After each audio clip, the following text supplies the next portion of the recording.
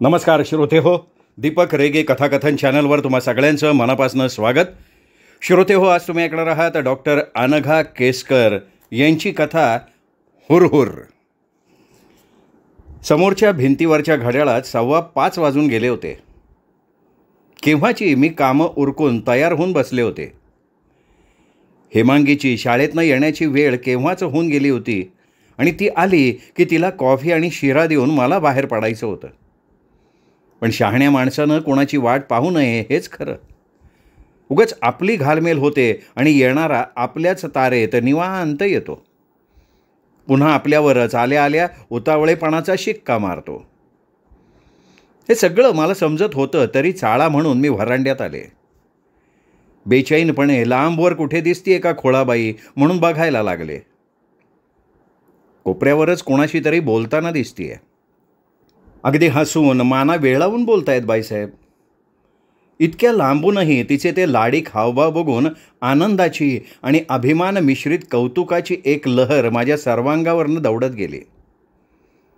कितीदा पोरीला सांगितलंय की असं माना वेळावत बोलू नये म्हणून, पण यावर तिनं विचारलेल्या काला एकदाही खरं उत्तर द्यायला मला जमलेलं नाही. हा माझा पराभवच समजून मग हेमानीही आपलं माना वेळावणं कधीच सोडलं नाही. तिचे बाबाही तिच्यासारखे बोळसट. नेहमीप्रमाणे तिची बाजू घेऊन मला म्हणतात, उगच का ग रागवतेस तिला येता जाता. आता ह्या दोघांना काय सांगू. तिच्या उभरत येणाऱ्या लोभसपणाचीच मला काळजी वाटतीये. उगाचच लोकांच्या नजरेत ते भरू नये म्हणून मी घाबरतीये. मलाच वेड्यात काढतील उगाचच. पण हिच्या कुणाशी एवढ्या गप्पा रंगल्या आहेत. अगं बाई, हा तर साधल्यांचा प्रकाश दिसतोय.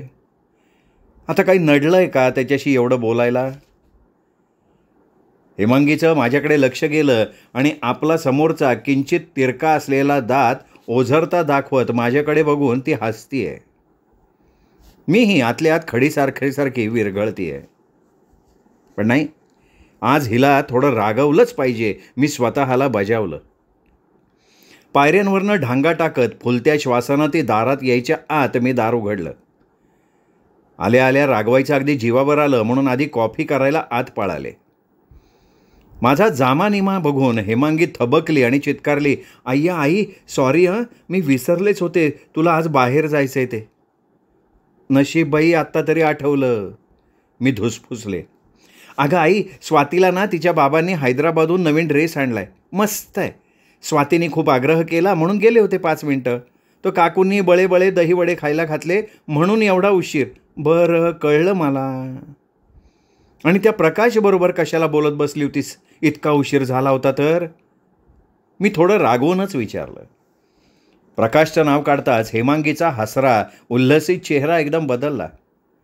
गंभीर चेहरा करून कपाळावर पुसट आठी आणत तिने विचारलं, आई, आताशा तुला झालंय काय. अगं त्याच्याशी बोलायला नको का कोणीतरी. आई, अगं तू पाहिलं नाही आहेस ग, प्रसाद आणि प्रतिमा कसं वागतात त्याच्याशी ते. कळवळून म्हणाली ती. अगं त्यांचा भाऊ आहे ना तो, मग त्यांना नको हे समजायला का तू ठेका घेतलायस. हे म्हणताना मला कळत होतं माझं बोलणं अगदी चूक आहे आणि तरीही मी तिला बोल लावत होते. आई, तूच मला लहानपणी सांगितलं होतंस ना, आपला भाऊ असा अर्धवट आहे हे त्यांना लाजिरवाणं वाटत असेल म्हणून. हेमांगीने मला निरुत्तर करून टाकलं. अगं ते खरं आहे बाई, पण आता तू मोठी व्हायला लागली आहेस. असं ज्याच्या त्याच्याशी पूर्वीसारखं बोलू नये ग आता. तिच्या निष्पाप भाबड्या चेहऱ्याकडे बघून यापेक्षा स्पष्ट बोलायची माझी छातीच झाली नाही. अगं कमाल करतेस आई तू. प्रकाश काय कोणीतरी आहे का. अगदी लहानपणापासून ओळखतोय आम्ही एकमेकांना. मी नंदू पराक्षी नाही बोलत, मग त्यांच्याशी नको बोलू. तेही खरंच होतं म्हणा. नंदू पराक्षी अजूनही हेमा तशीच मनमोकळेपणानं बोलायची. तेही तितक्याच निसंकोचपणे तिची चेष्टा करायचे, भांडायचे. पण ते नाही खटकलं कधी इतकं माझ्या मनाला. प्रकाशची गोष्टच निराळी होती. हेमांगीला विश्वासात घेऊन सांगावं का एकदा सगळं. पण कशी सुरुवात करायची, किती सांगायचं. माझ्या मनाची तयारी होत नव्हती आणि आत्ता हे सगळं समजवायला वेळही नव्हता. बघू पुन्हा केव्हा तरी. माझ्या अनिश्चिततेकडे डोळे मोठे करून बघत हेमा म्हणाली, नको बोलू, सांग ना. अगं आई, तू काय म्हणतीयस हे मला कळतंय ग. आ? मी दचकले. काय कळतंय हिला? माझा वरचा श्वास वरती आणि खालचा खाली राहिला. अगं पण बोलून चालून प्रकाश अर्धवट आहे ना आई, तो काय त्रास देणार आहे मला? मला त्याची खूप दया येते ग. आपण त्याच्याशी जरा प्रेमानं बोललो ना तर कसा लहान मुलासारखा खुशीत येतो ग तो. तू सुद्धा त्याच्याशी चांगलंच बोलतेस की नेहमी, हो का नाही? हो ग. देवानं एखाद्याला असं का शापावं मला कळतच नाही बघ. सगळे त्याची अर्धवट म्हणून टिंगल करतात. त्याला अगदीच ते कळत नसेल असं नाही, पण तोही हसतो त्यांच्याबरोबर. फार वाईट वाटतं. म्हणूनच साधले काका आणि मावशी त्याला कोणाशी फार बोलूही देत नाहीत. घरात ते सुद्धा त्याला हिडीस करतात. आई बाबा प्रतिमा प्रसाद सारखे आपले लाड करत नाहीत हे त्याला बरोबर कळतं. मग त्याने काय करायचं दिवसभर, सांग ना. एखाद्या आजीबाईसारखी बोलत होती हेमा.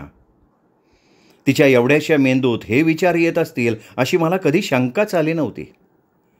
हा विषय तिथेच तात्पुरता संपवून मी बाहेर पडले. तिचं प्रत्येक म्हणणं मला पटत होतं.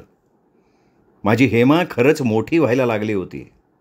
परपीडा समरसून जाणण्या इतकी संवेदनशील होत होती. पण काही गोष्टी या संवेदनशीलतेच्या आवाक्या बाहेरच्या असतात, अनाकलनीय असतात, हे तिला कसं सांगायचं? अनुभवाच्या शाळेत उमेदवारी केल्यावरच निसर्ग नियमांची ही गूढ तत्व माणसाला समजतात. माझ्यासारखीच घडत चाललेली माझी ही प्रतिमा पाहून आनंदाबरोबर अशी हुरहुर का लागतीये मला? माझ्या अनुभवांनी मला जे जे शिकवलं ते सर्व जसंच्या तसं तिला विनासायास कळावं, पण त्याचे बोचकारे मात्र तिच्या तनामनावर कुठे उठू नयेत म्हणून. जीवनातलं शैशव संपताना येणारं जे गूढ सत्य आहे ते समजून माझं भावविश्व हेलावलं आणि भ्रमनिरास झाले मी, तसं तिच्या बाबतीत होऊ नये म्हणून. पण हे जवळजवळ अशक्यच नाही का? हा वेडेपणाच नाही का? पण नाही, हे तसं नाही आहे. अनुवांशिकतेच्या नियमांची ही झलक पाहिल्यामुळे मी जशी आनंदली आहे तितकीच बेचैन झाली आहे. मुलं खरंच आपल्या आईवडिलांपासनं इतके तपशीलही आपसूक घेतात. 20 वर्षांपूर्वीचा काळ. मीही अशीच अबोध आणि सरळ नव्हते का त्यावेळी? घराच्या मोठ्या खटल्यात आम्हा भावंडांकडे 24 तास लक्ष द्यायला आईला इतका वेळच नव्हता. सकाळी एकदा आम्हा मुलींच्या आंघोळ वेण्या करून दिल्या म्हणजे दिवसभराच्या उस्तवारीला ती मोकळी व्हायची. तिच्या परीने तिचं आमच्यावर लक्ष असायचं. वेळी अवेळी तिने आम्हाला कुठे जाऊ दिलं नाही. आमच्या मैत्रिणी कोण आहेत यावर तिचं बारीक लक्ष असायचं. मखरात देवी बसवावी ना तसं घराच्या सुरक्षित भिंतीत मुलींना ठेवलं की निश्चिंतपणे घरातला रामरागाडा उपसायला ती मोकळी असायची. पण आपल्या लेकरात हळूहळू होत जाणारे बदल पाहत राहण्याचं भाग्य त्या काळी कोणत्याच आईला मिळत नसावं. झाडावरची फुलं सगळेच तोडतात. त्या अगोदरची मुकी कळीही बरेच जण बघतात. तिला दिसामाशी वाढताना बघतात. एक दिवस सकाळी पाहावं तर तिचं चक्क फूल झालेलं असतं. पण पहाटेपासून मुद्दाम झाडापाशी बसून राहून वाऱ्याच्या फुंकरीने आणि कोवळ्या सूर्यकिरणांच्या स्पर्शानं पाकळ्या हळूहळू कशा विलग होत जातात हे क्वचित एखाद्याला पाहावंसं वाटतं. एकमेकांवर अलगद चढलेली पाकळी विस्तारत जाताना पाहण्याची ओढ प्रत्येकाला लागत नसते. निदान आमच्या आईला तरी नव्हती लागली.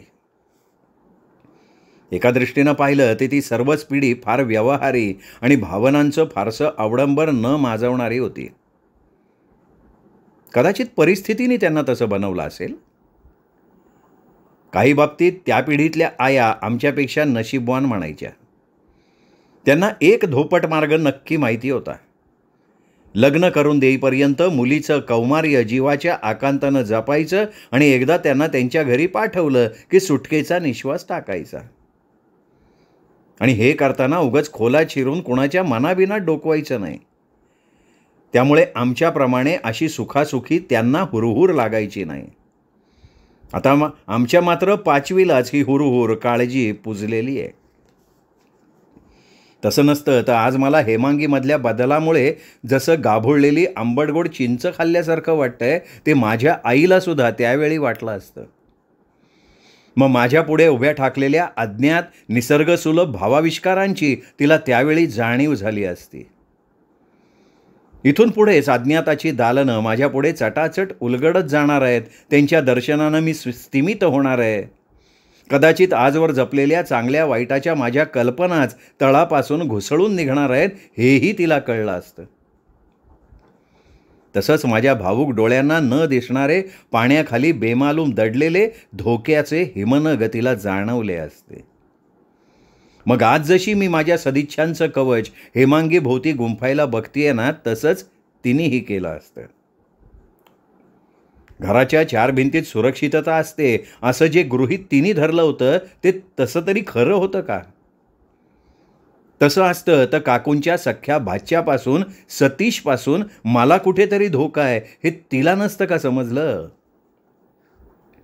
बिचारा सतीश. सतीशसुद्धा या प्रकाशसारखा जन्मापासून जरा अर्धवट. सगळ्यांनी मिळून त्याला चिडवावं, हसावं, आपली करमणूक करून घ्यावी. अगदी लहान असतानाही मला ह्या सगळ्याची चीड यायची. तोही असा की त्याला कशाचा राग म्हणून यायचा नाही. त्यांनी हसावं सर्वांच्या बरोबर. बाकी जर त्याला ही टिंगलटवाळी समजली असती आणि त्याचा राग येत असता, तर कशाला कोणी त्याला अर्धवट म्हटलं असतं? त्याच्याकडे पाहिलं ना की मला त्या बेडकाच्या गाण्याची आठवण यायची. निव्वळ खेळ म्हणून सगळ्यांनी दगड मारावेत आणि बेडकानं उडी मारून केविलवाणं ओरडावं.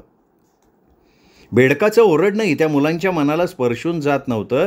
तसंच सतीशचं हसणं केविलवाणं आहे हे आमच्या भावंडांना कळत नव्हतं. अशा वेळी मुकाट्या नेहमी तिथून निघून जायची. आमच्याकडे ना ताई अक्कांची जोडी होती. काकूंची स्नेहल पहिल्यापासून एकल कोंडी. आमच्याकडे ना दादा माझ्याहून बराच मोठा आणि मनोज खूप लहान. धाकट्या काकूंचे श्याम, शशी आणि मी जरा बरोबरीचे. त्यांच्या लक्षात आलं होतं माझं हे वागणं, पण त्यांना त्याचा उलटा राग यायचा. मीही त्यांच्यात सहभागी व्हावं असं त्यांना वाटायचं. मग ते मला चिडवायचे, वेड्याची मैत्रीण कोण असं म्हणून मोठ्यांदा हसायचे. मला त्यांचा खूप राग यायचा, पण त्या दोघांपुढे माझं काय चालणार? मग मी आपली बाहुलीसाठी मण्यांचे दागिने करत बसायची एकटीच. कधी स्नेहलच्या पाठीमागे लागून चिंध्यातनं बाहुलीसाठी स्कर्ट पोलकं शिवायची. आम्ही जसजसे मोठे व्हायला लागलो तसा तसा श्याम, शशी आणि कंपनीने माझा नाद सोडला. इतरांप्रमाणे मी सतीशची टिंगल करत नाही किंवा त्याच्या भावंडांप्रमाणे त्याच्याशी चिडून बोलत नाही, हे सतीशच्याही लक्षात यायला लागलं होतं.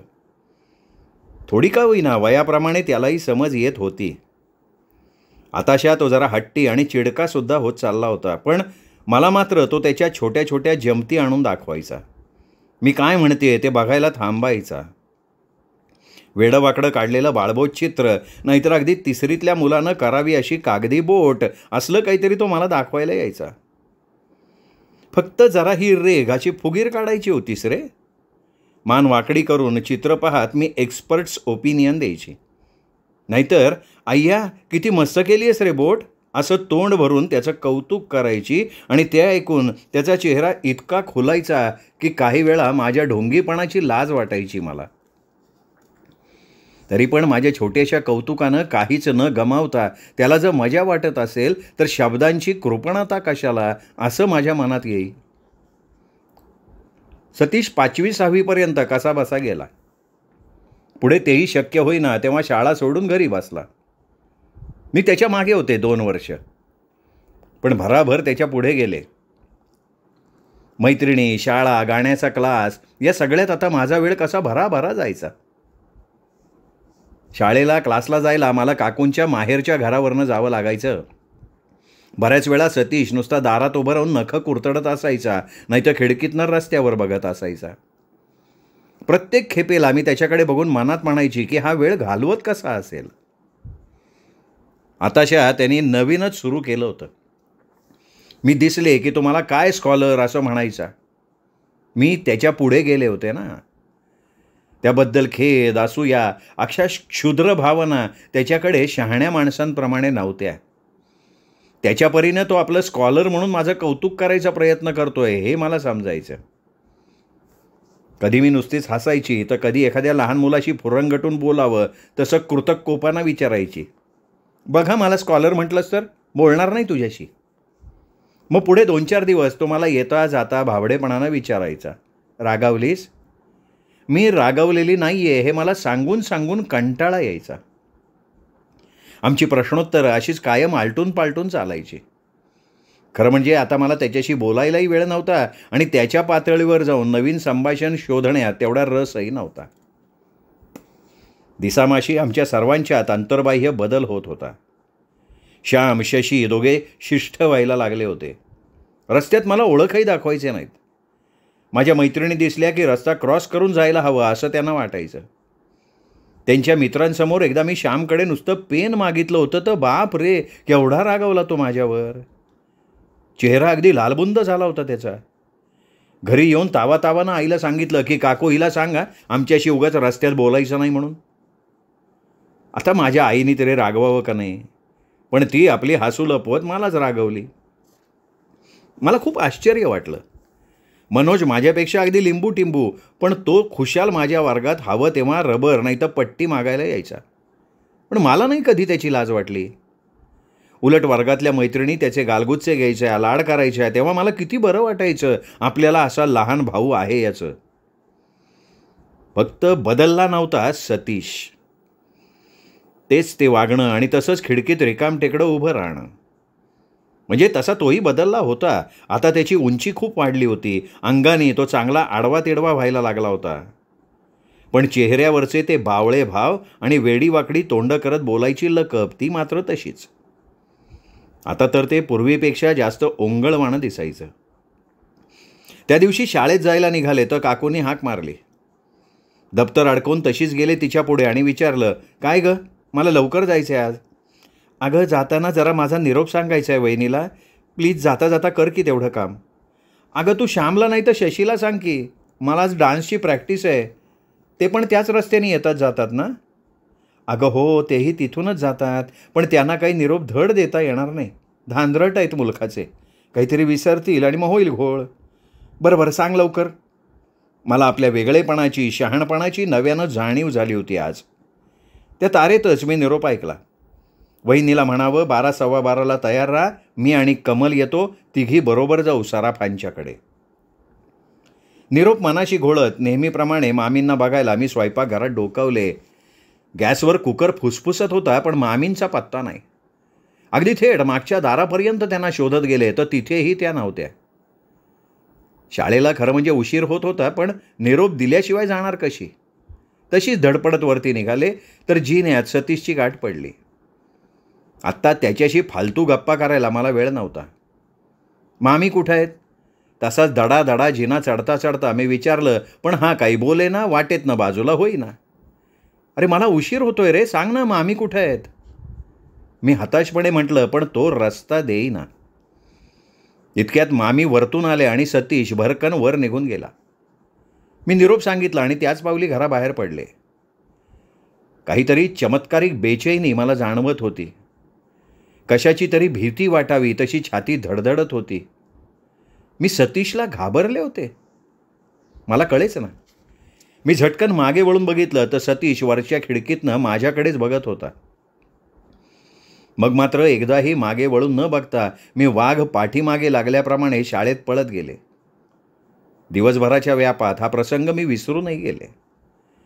नंतर एकदा अशीच मी इंग्लिशची कविता पाठ करत होते, गच्चीत फेऱ्या मारत मारत. सतीश तिथे केव्हा आला हेच मला कळलं नाही. एकदम माझ्यापुढे लाल गुलाबाचं फूल धरलं आणि म्हणाला, तुला फुलं आवडतात ना, छान दिसेल तुला हे. मी एकदम टरकले. खरं म्हणजे तसं धास्तावायचं कारण नव्हतं. लहानपणापासून तो मला कसली कसली फुलं देत आला होता, पण अशा या घोगरट आवाजात असं कधीही तो बोलला नव्हता. त्यावेळी त्याच्या डोळ्यातली नेहमीची वेडसर झाकही नाहीशी झाली होती. नेमकी त्याची जागा कशानं घेतली होती मला त्यावेळी कळलं नव्हतं, पण पूर्वी त्याचा आवाज असा जाडसर झाला नव्हता की चेहऱ्यावर निबरेपणा आला नव्हता, अशी मीच माझी समजूत घालून घेतली. कुणाला काय सांगणार होते मी? ताई अक्का लग्न होऊन सासरी, श्याम शशी तर कॉलेजियन झाल्यापासनं वाऱ्यालाही उभे राहायचे नाहीत. आईला किंवा काकूला काय सांगणार होते मी? मला सतीशची भीती वाटते हे ऐकून सगळ्यांनी माझी टर उडवली असती असं मला वाटलं. मग मी मुकाट्यानं गप्प बसले. महिन्यानंतरची गोष्ट. दुपारची वेळ होती. आई आणि काकू कधी नव्हत त्या शेजारी गाडगिळांच्याकडे बसायला गेल्या होत्या. आजी देवघरात पोथी वाचत होती. स्नेहल कादंबरीत डोकं खुपसून निजाईच्या खोलीत होती. मनोज, श्याम, शशी आपापल्या शाळा कॉलेजात गेले होते. बाबा काका कामावर, आजोबा प्रवचनाला रामाच्या मंदिरात. माझी प्रिलिम जवळ आली होती म्हणून मी बीजगणिताची उजळणी करत बसले होते. दाराकडे माझी पाठ होती. दारं बिरं लावून अभ्यास करायची मला तर बाई सवयच नव्हती. अचानक माझ्या पाठीवर कोणाचा तरी हात पडला. दचकून मी मागे बघितलं तर सतीश उभा होता. धावत आल्यासारखा त्याचा श्वासोच्छवास जोरजोरात होत होता. त्या दिवशीसारखे त्याचे डोळे वेगळे दिसत होते. त्याला काय हवंय मला समजत नव्हतं. मोठ्या धीरानं मी म्हटलं, "अरे काय हवंय तुला?" माझ्या प्रश्नाचं उत्तर न देता त्यांनी माझा हात हातात घेतला आणि आपल्या चेहऱ्यापाशी नेत तो म्हणाला, "तुझी बोटं किती सुंदर आहेत." हिसडा देऊन मी हात सोडवून घेतला. हात खुर्चीच्या कडेवर आपटला, झिणझिणला. कधी नव्हे तर मला आता सतीशचा राग आला होता. मी त्याच्यावर रागावले. त्याला झटकलं म्हणून तोही चिडला असावा. माझा दंड त्याने अगदी गच्च पकडला. आता मी पुरती घाबरले होते. जोरात ओरडण्यासाठी मी तोंड उघडलं, पण त्या घामाघूम अवस्थेत माझ्या तोंडून मोठ्यानं आवाजच फुटेना. जेमतेम खोलीबाहेर ऐकू जाईल अशी घुसमटलेली अस्फुट किंकाळी तोंडावाटे बाहेर पडली होती. मी अगदी रडकुंडीला आले होते. सतीशचा चेहरा आता आणखीनच चिडका झाला. इतक्यात दारातून श्यामचा आवाज आला, "काय झालं ग मंजू?" आणि माझ्या हातावरची सतीशची पकड सुटली. त्यांनी श्यामकडे बघितलं. श्यामने एकदा माझ्याकडे एकदा सतीशकडे बघितलं. माझ्या पांढऱ्या फट्टक आणि सतीशच्या तांबूसलेल्या चेहऱ्यावरनं त्याला झाल्या प्रकाराची कल्पना आली असावी. "सतीश!" कर्कश आवाजात तो ओरडला आणि श्यामला धक्का देऊन सतीश खोलीतनं तीरासारखा निघून गेला. गेल्या कित्येक दिवसात श्याम माझ्या वाऱ्याला उभा राहिला नव्हता, पण आता त्याने चक्क माझ्या डोक्यावर थोपटायला सुरुवात केली. काय गंमत आहे. त्याच्या त्या थोपटण्यानं मला आपोआप दिलासा मिळाला होता. "किती वेडी आहेस ग मंजू तू?" अगदी भावनेने ओथंबलेल्या आवाजात तो म्हणाला आणि ते ऐकून मला हमसाहमशी रडायला आलं. मी नक्की कशासाठी रडत होते ते कळत नव्हतं. काहीतरी भयानक प्रकार टळला अशी जाणीव मात्र आतल्या आत होत होती. ते 2 वेगवेगळे स्पर्श मला किती गोष्टी शिकवून गेले. मी जरा शांत झाल्यावर श्याम म्हणाला, "मंजू, कुणाला काही सांगू नकोस, कळलं?" "हो, तुझ्या आईला सुद्धा. काका खूप चिडतील अगं. पण मामा मामींना वाईट वाटेल. कदाचित मोठ्यांची भांडणं होतील. पण त्यांनी पुन्हा काही केलं तर? हे बघ, मी आणि शशी त्याला चांगला हासडतो. पुन्हा तो तुझ्या वाटेला जाणार नाही." "अरे कशावरनं म्हणतोयस?" "तुला एक सांगू, तू आत्ता इतकी बेसावध राहू नकोस यापुढे." मी मान डोलावली. त्या एका दिवसात मी किती मोठी झाले. मला माझी, श्यामची, सतीशची, सगळ्यांची ओळख पटली. किती थोडक्यात सगळं निभावलं होतं ते आता कळतंय. त्यावेळी फक्त हे असं व्हायला नको होतं अशी चुटपुट खूप दिवस लागून राहिली होती. घरात कोणालाच कसली शंका आली नाही, पण पुढे 1 आठवडा श्याम, शशी सतत माझ्या मागे पुढे असत. मी एकदम एकाएकी आजी वेडी का झाले कुणाला कळलं नाही. सतत आजीला समोर बसवून मी अभ्यास करायला लागले. काहीतरी बाई छानदिष्टपणा असं म्हणत ती बिचारी माझं ऐकत होती सगळं. मनातल्या मनात ती खुश होती मला आजीबद्दल इतकं वाटतं म्हणून. फक्त श्याम शशीला माझं गुपित माहिती होतं. सतीश नंतर कधीच माझ्या वाट्याला गेला नाही, पण त्याच्याबद्दल मनात जी भीती बसली, शिसारी निर्माण झाली, ती कधी गेली नाही. आता त्याची कीव येते, त्याची, त्याच्या आईवडिलांची आणि माझीसुद्धा. पण इतिहासातून आपण काहीतरी शिकायचं असतं, म्हणूनच हेमांगीबाबत कुठलाही चान्स घ्यायची माझी तयारी नाही. श्रोते हो, ही होती डॉक्टर अनघा केसकर यांची कथा हुरहुर. कथा तुम्हाला आवडली असेल, व्हिडिओ लाईक करा, कमेंट करा, मित्रपरिवारात, नातेवाईकात ही कथा शेअर करा. आणि हो, चॅनल सबस्क्राईब करायचं चुकून तुमच्याकडनं राहिलं असेल तर प्लीज चॅनल तेवढं सबस्क्राईब करा. पुन्हा भेटूयात अशा उत्तम कथेसह. तोपर्यंत नमस्कार मित्र हो.